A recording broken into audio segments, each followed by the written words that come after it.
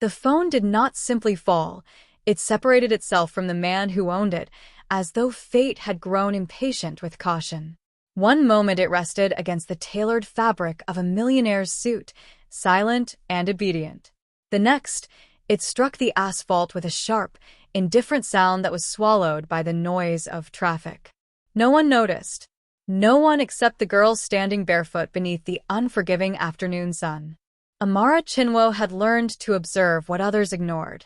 Poverty had trained her eyes to recognize opportunity in discarded things, half-empty bottles, loose coins, unattended parcels. Yet when she bent to retrieve the sleek black device lying near her feet, she did not feel the quiet triumph of finding something valuable. She felt a tremor, a subtle shift in the air, as if the world had leaned closer. The screen illuminated at once. Philip Benson. The name did not require explanation. It carried weight, across newspapers, across corporate towers, across whispered conversations about wealth and influence. Philip Benson was not merely rich. He was decisive, calculated. A man who did not misplace important things. The phone vibrated in her palm. Incoming call, board director. She hesitated. Another vibration followed. Then another. Each pulse felt less like a call and more like a countdown.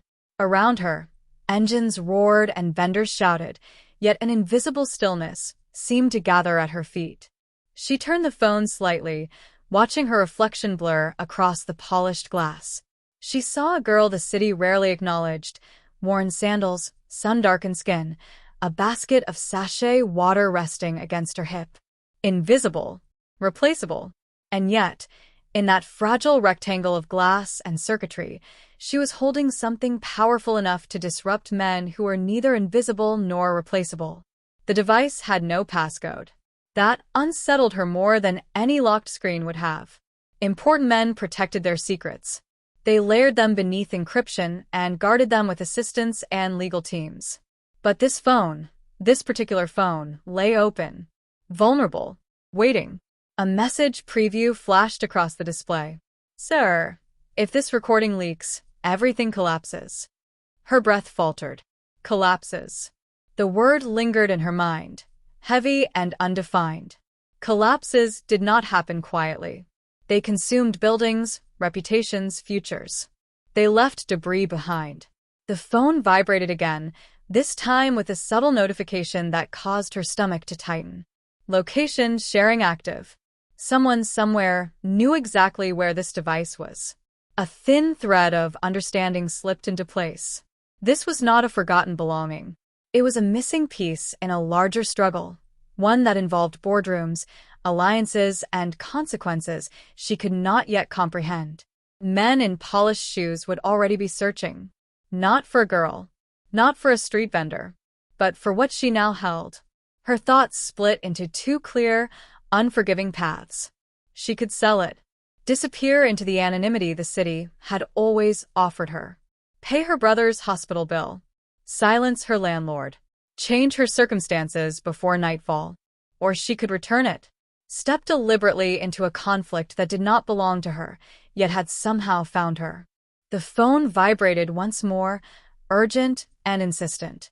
Amara looked down at the glowing screen, then at the restless street around her. The choice felt simple in theory. In reality, it felt like standing at the edge of something vast and irreversible. And the moment her thumb hovered over the glass, she understood a quiet, irreversible truth. Once she unlocked that screen, she would no longer be invisible. Traffic moved in impatient waves beneath the afternoon heat, engines growling, horns slicing through the heavy air as though sound itself were competing for space. The city did not slow for anyone. It devoured hesitation. It swallowed mistakes. And on that particular afternoon, it almost swallowed something else. Inside the polished interior of a black Rolls-Royce, Philip Benson sat with the stillness of a man accustomed to control. His suit was immaculate, his cufflinks precise, his expression unreadable. The conversation on his phone, however, was neither calm nor controlled. If they push for the emergency vote, he said evenly, though tension edged the syllables, release nothing until I authorize it. Not a word. Not a file. A pause followed. His jaw tightened. They won't dare, he added, though the certainty felt thinner than he preferred. The car lurched slightly as it maneuvered around a commercial bus that had cut across its lane. In that brief, careless movement, the phone resting loosely against his thigh shifted. Neither he nor the driver noticed. The window was lowered just enough to admit air. Just enough to betray him. The device slipped. For a fraction of a second, it hovered between ownership and loss. Then it fell. It struck the asphalt with a muted crack and skidded toward the edge of the road, disappearing beneath the shadow of stalled traffic. The Rolls-Royce continued forward, seamless and unaware. Across the intersection, Amara Chinwo adjusted the weight of the small basket hooked over her arm. Sachets of water clinked softly against one another as she stepped between vehicles, offering quiet pleas for purchase. The sun pressed against her shoulders, relentless. She had grown used to being unseen by the men inside tinted cars. To them, she was part of the background. Temporary. Forgettable. Yet her eyes were sharp. She saw the glint. A sudden reflection where none should have been. At first she thought it was broken glass. Then she noticed its shape, sleek and deliberate, lying inches from a spinning tire. Without thinking, she moved. A horn blared as she slipped between two vehicles, her pulse quickening. She bent swiftly, fingers brushing against warm asphalt before closing around the object.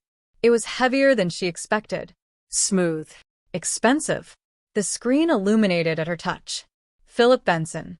The name stood alone at the top of the display, bold and undeniable. Her breath caught.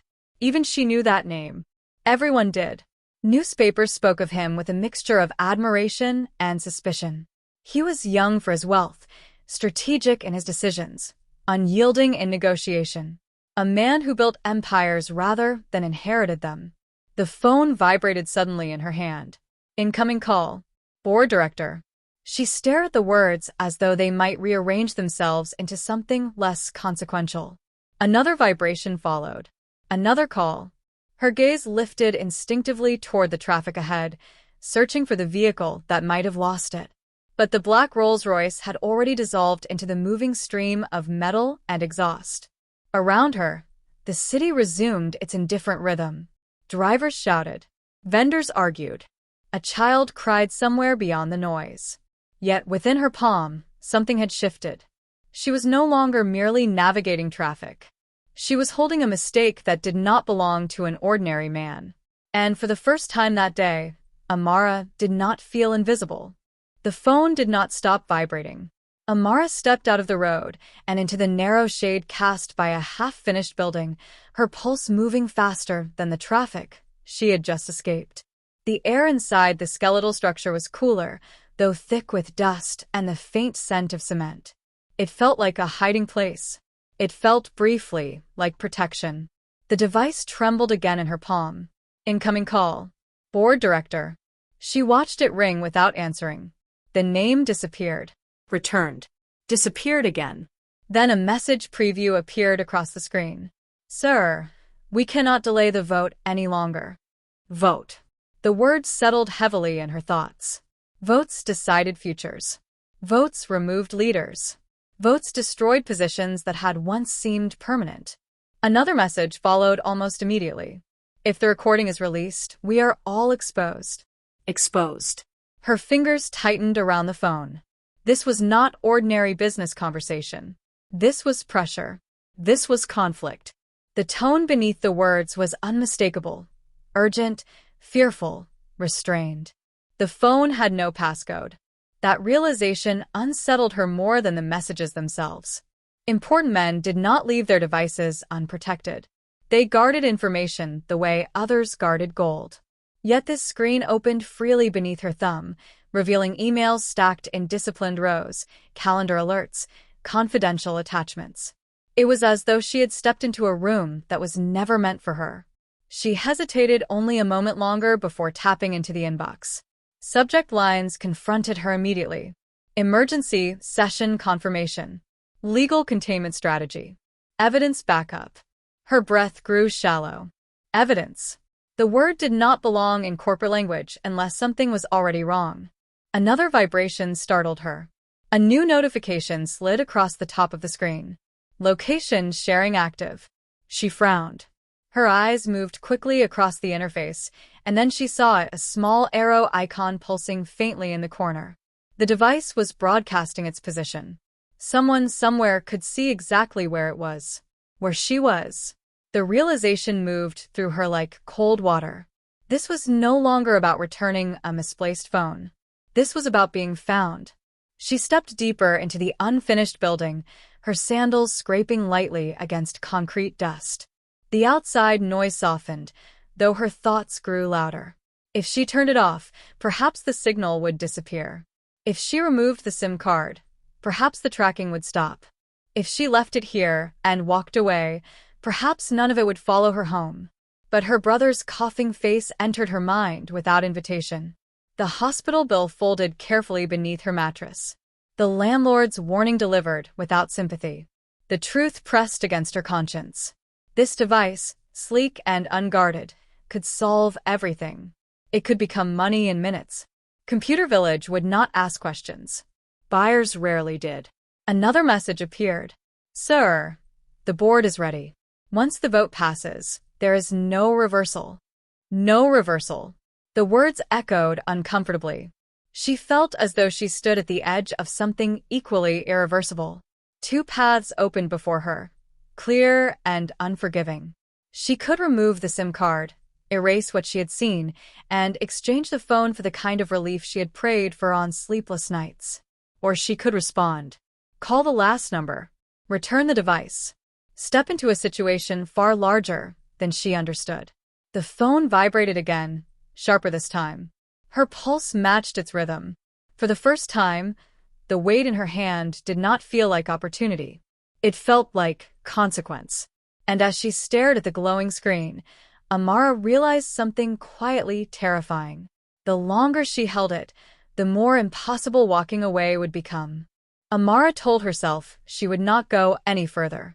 She would not open anything else. She would not read what did not belong to her. She would not allow curiosity to drag her deeper into a conflict she barely understood. And yet her thumb moved. It was not recklessness that guided her, but the quiet awareness that ignorance would not protect her now. The phone was already broadcasting its location.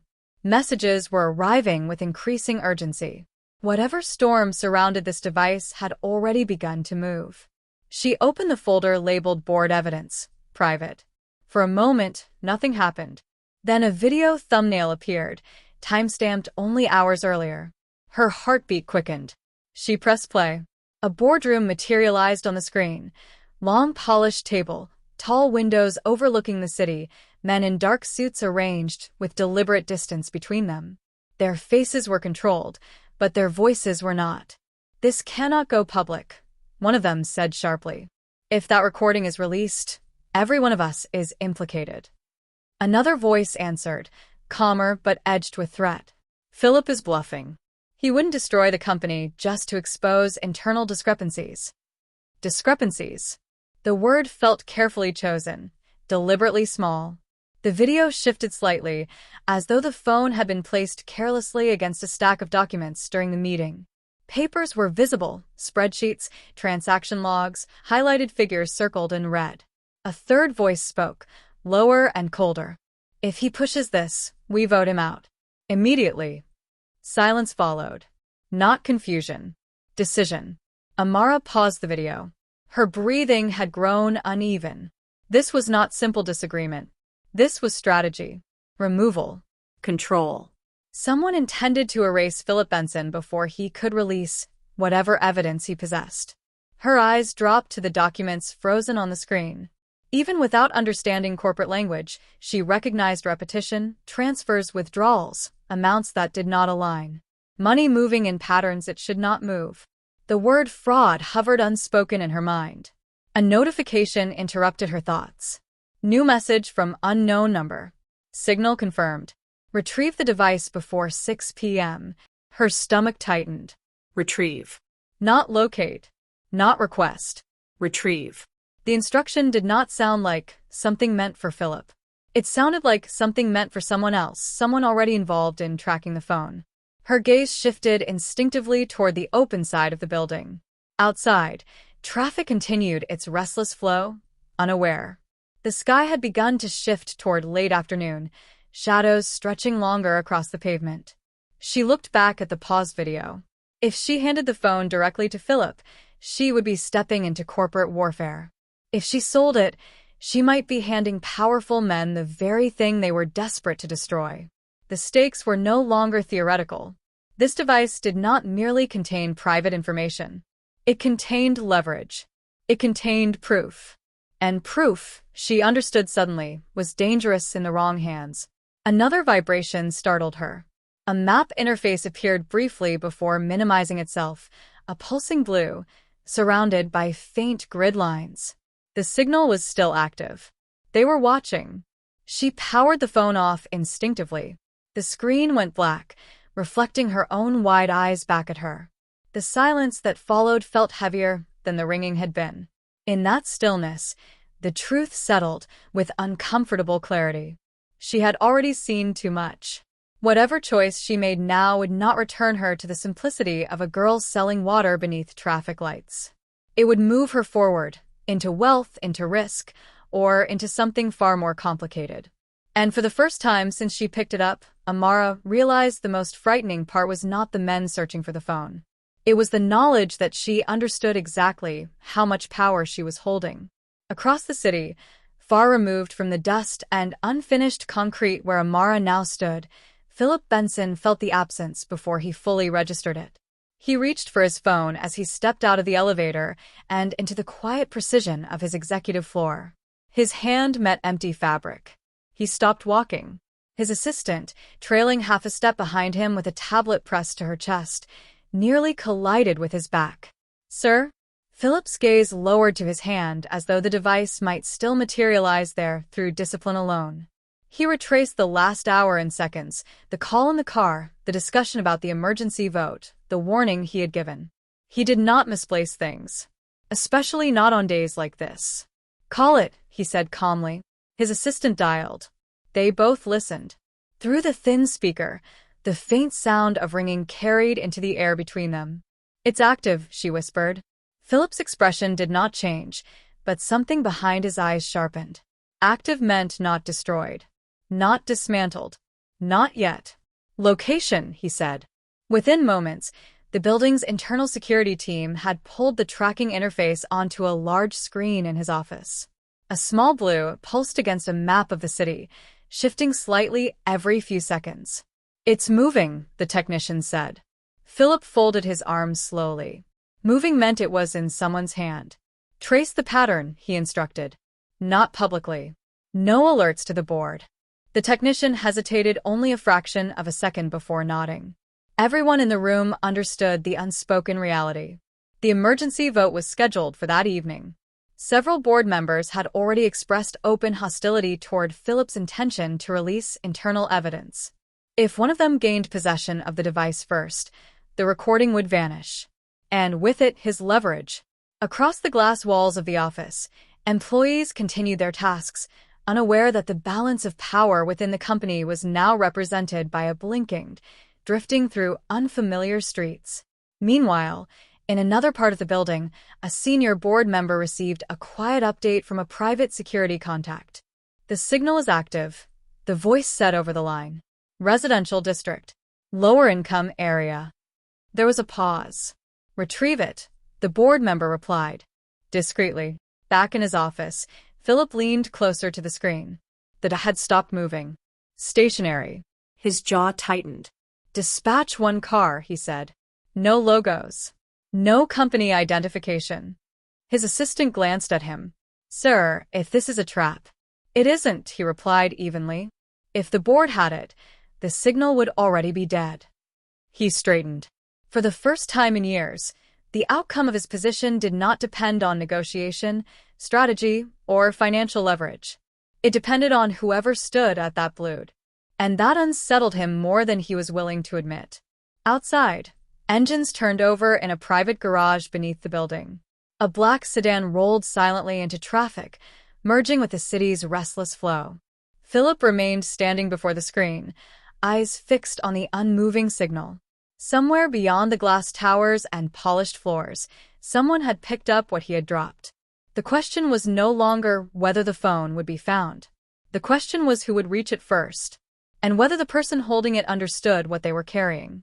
The building around Amara felt thinner now, as though the unfinished walls could no longer shield her from what she had stepped into. Dust drifted lazily through shafts of late afternoon light, settling over the exposed concrete floor. The city's noise reached her in muffled fragments: engines, distant arguments, a vendor calling out prices, ordinary sounds that now seemed strangely detached from her reality. She sat on a low cement block and stared at the dark screen in her hands. Powered off. Silent. But not harmless. Her pulse had not slowed since she saw the message instructing someone to retrieve the device. The word replayed in her mind with steady insistence. Retrieve. As if the phone were not lost property, but misplaced evidence. She imagined footsteps entering the building. Imagined unfamiliar faces scanning the shadows. Imagined being asked questions she could not answer without revealing what she had seen. Carefully, she pressed the power button. The screen illuminated again. Almost immediately, notifications flooded in: missed calls, urgent messages, system alerts. She ignored them and navigated instead to the settings menu. Location services were still active. The small arrow icon pulsed faintly, betraying her position with patient accuracy. She disabled it. The arrow vanished. For a brief second, relief softened her shoulders. Then another thought followed. If someone was tracking the phone, they would notice the signal had stopped. The silence would draw attention just as loudly as movement. Her breath tightened. There were still two paths before her, clear and merciless. Sell it. Disappear into the familiar anonymity of survival. She knew where to go. She knew how it worked. Devices changed hands quickly. Questions were minimal. Within hours, the phone could be dismantled, its memory wiped, its secrets dissolved into parts. Her brother's face surfaced again in her mind, pale from fever, eyes too large for his thin frame. The hospital's final warning had been firm. Payment was required. Compassion had limits. She pressed her lips together. Then there was the other path. Return it. Call the last number. Place herself directly between powerful men who were already maneuvering against each other. She opened the video recording again, letting it play silently. The anger in the boardroom was unmistakable, even without sound. Fingers tapped the table. Faces tightened. A vote had been mentioned. Removal had been discussed. If Philip Benson lost that vote, everything changed. If the evidence vanished, everything changed differently. And she, a girl the city barely acknowledged, was holding the deciding weight. Her reflection stared back at her from the dark glass at the end of the clip. Invisible, replaceable, yet suddenly positioned at the center of something vast. The phone vibrated once more with a new message preview. Confirm retrieval status. Her throat went dry. They were coordinating. She powered the device off again, more deliberately this time, and removed the SIM card with trembling fingers. It slid free with a faint metallic click, small and deceptively simple. She held it between her thumb and forefinger. So much conflict contained in something so small. The choice no longer felt theoretical. It felt urgent. She could walk out of this building, cross into the noise of the city, and turn left toward easy money. Or she could walk right, toward the number saved under Philip Benson's name, and step willingly into a storm she did not understand. Her heartbeat steadied, not because she was calm, but because she knew she could not delay much longer. The longer she remained here, the narrower her options would become. And as the fading sunlight stretched across the concrete floor, Amara realized something with quiet certainty. Whichever direction she chose next would change her life far more than the phone itself ever could. Amara did not move immediately. The SIM card rested against her palm, light as a grain of rice, yet heavier than any coin she had ever held. The phone lay beside her on the cement block, dark and waiting, as though aware that its next activation would not be casual. She closed her fingers slowly around the SIM card and slipped it into the pocket of her skirt. If someone traced the signal now, it would lead nowhere. But that did not mean they would stop looking. She turned the phone back on. The screen brightened in the dim interior of the building, casting a pale glow against her face. Missed calls reappeared. Messages stacked themselves urgently across the display. She ignored them all and opened the camera. For several seconds, she simply stared at her reflection. A thin layer of dust clung to her cheek. Strands of hair escaped the scarf tied loosely at the back of her head. Her eyes looked older than she felt. She inhaled carefully. If she was going to step into this, she would not do it half-heartedly. She pressed record. "My name is Amara Chinwo," she began, her voice steadier than she expected. "I found your phone." She paused, swallowing the tremor rising in her throat. "I did not answer the calls. I did not sell it." A slight shift of light passed behind her as the sun lowered outside. "I opened it," she continued. "I saw the recording. I saw what they were planning to do." The words felt dangerous as they left her mouth, but she did not retract them. "You are being betrayed," she said quietly. "And someone else is looking for this device." For a moment, she considered stopping there. Considered deleting the video and pretending she had never gone this far. Instead, she added one more sentence. "I don't want money. I just don't want to be part of something wrong." She ended the recording. Her pulse pounded in her ears. Carefully, she navigated to the last direct contact saved under Philip Benson's name and attached the video. Her finger hovered over the send icon. This was the point of no return. Selling the phone would have been a transaction. This was alignment. She pressed send. The message left instantly. For several seconds, nothing happened. Then the phone buzzed with the delivery confirmation. It was done. She powered the device off once more and slid it into her basket beneath the sachets of water, covering it completely. To anyone glancing inside, she was just another vendor carrying goods through the late afternoon heat. She stepped cautiously toward the edge of the building and peered out. The street looked ordinary. Too ordinary. A black SUV turned slowly at the corner, its windows tinted dark enough to swallow reflection. It did not stop, but it did not rush either. It moved with intention. Her heartbeat tightened again. They were closer than she had believed. She adjusted the strap of her basket and stepped out into the fading light, merging into the flow of pedestrians. Every engine sound made her glance over her shoulder. Every slowing vehicle felt deliberate. For the first time since she had picked up the phone, fear sharpened into something clearer. This was no longer about right or wrong. It was about timing. If Philip Benson reached her first, she might walk away untouched. If someone else did, the evidence inside that phone might disappear, along with any trace of the girl who had held it. And as the sky darkened above the restless city, Amara understood that the message she had just sent had already set events in motion. Whether she was ready or not, the storm had begun to move toward her. Philip Benson watched the video without blinking. The room around him, glass walls, muted lighting, the soft hum of climate control, felt unusually distant as Amara's face filled the screen. Dust lingered faintly in the air behind her. Her voice, though restrained, carried something that was not rehearsed and not afraid. "I opened it. I saw the recording. I saw what they are planning to do." The video ended. Silence settled heavily across the office. His assistant shifted slightly. "Sir?" Philip did not respond immediately. He replayed the message. Not for the information, he already knew what the board was planning, but for her tone. There had been no bargaining in it. No request for compensation. No leverage implied. Only warning. He stepped closer to the large screen displaying the phone's last recorded position. The signal had gone dark minutes earlier. "They noticed the tracking," he said quietly, which meant whoever had it was not careless. He turned sharply. "Prepare the car." "Security escort?" his assistant asked. No. He did not elaborate. A convoy would draw attention. Attention would draw the board. And if the board reached the device first, the evidence would not survive the night.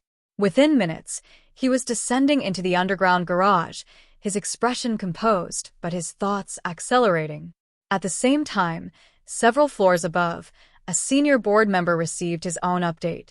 The signal stopped, the security contact reported. There was a pause. Expand the search radius, the board member replied coldly. If someone disabled it, they know what they have. Back on the street, Amara felt the shift before she saw it.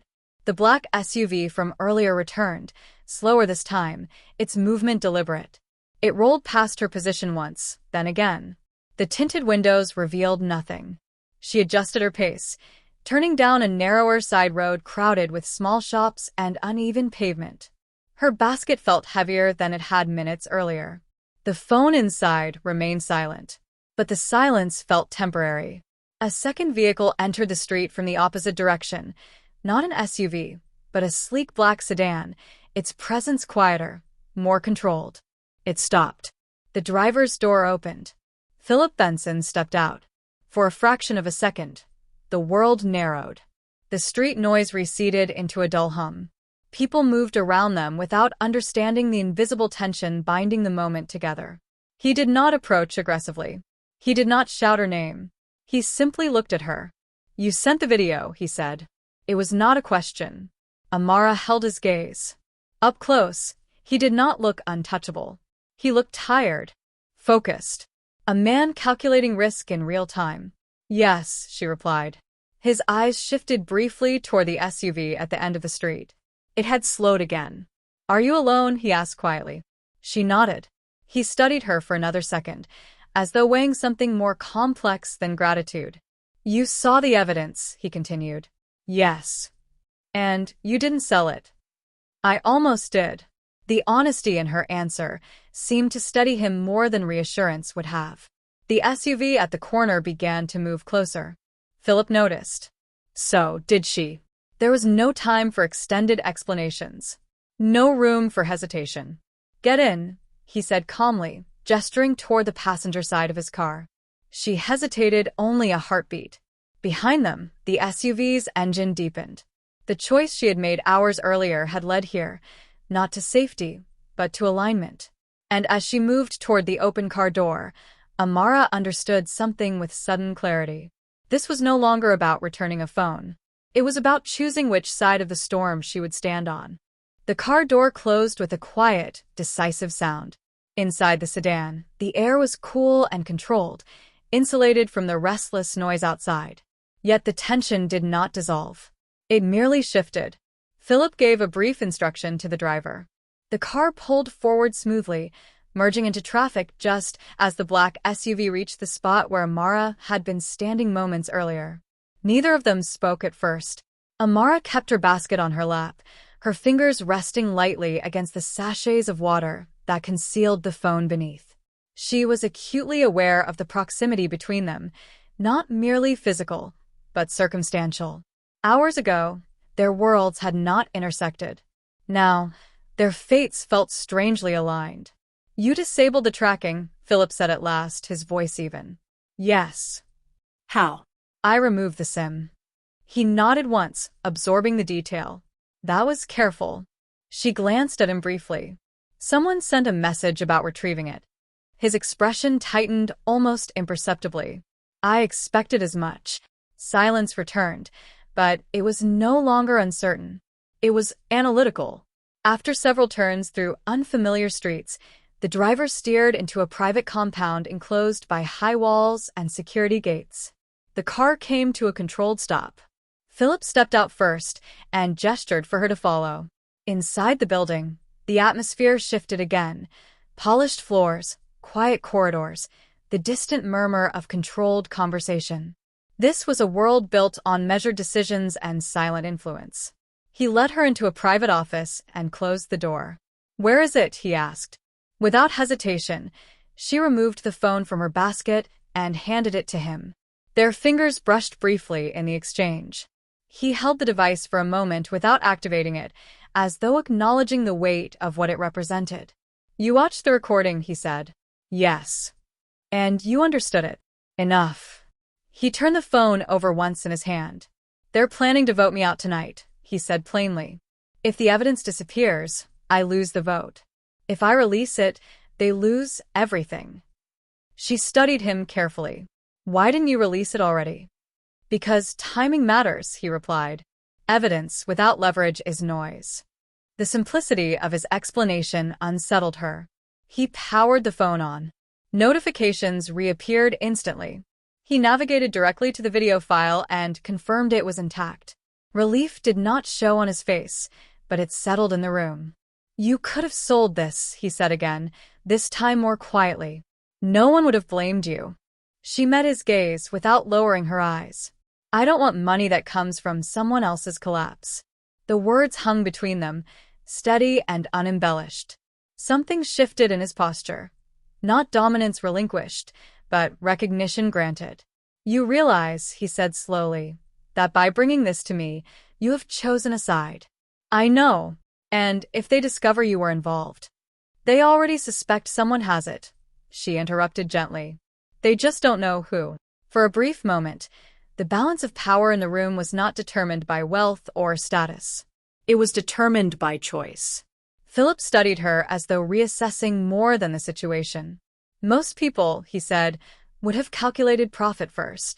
I did, she replied. Then I calculated consequence.